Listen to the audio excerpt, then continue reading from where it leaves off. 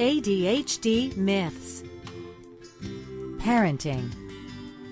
It is a myth that poor parenting causes ADHD. However, it is highly probable that poor parenting greatly contributes to the severity of ADHD symptoms.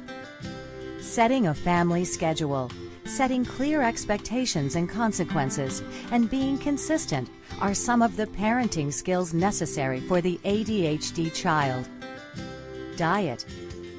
While much research has been done on the subject of food additives, diet, and ADHD, this subject remains highly controversial. The National Institutes of Health (NIH) Consensus Conference (NIH 1982) concluded that controlled studies did indicate a limited positive association between defined Feingold type diets and a decrease in hyperactivity. The Center for Science in the Public Interest, CSPI, has found more than 20 controlled studies of diet and behavior. Most of the studies found that food dyes, and in some cases other additives and foods, provoked symptoms of ADHD or other behavior problems in some children. It is often difficult for a family to follow a restricted diet. Support groups dedicated to ADHD and diet can be found on the Internet. Television and video games. Not all video games are created equal.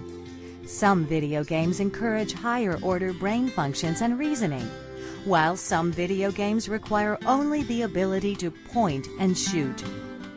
While too much TV or video game play does not appear to cause ADHD, they may exacerbate the condition.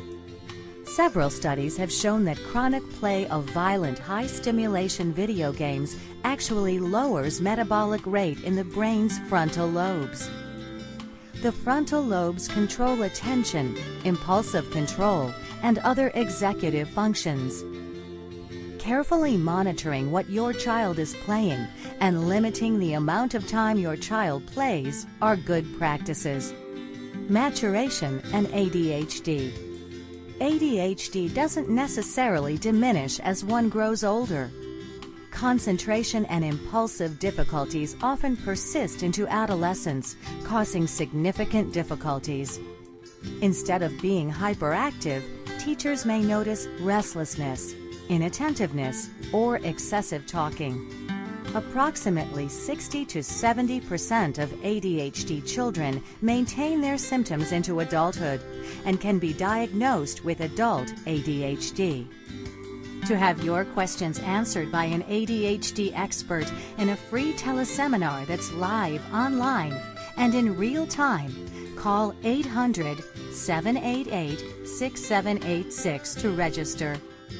You can also learn about Play Attention, the nation's leading educational learning system for attention difficulties.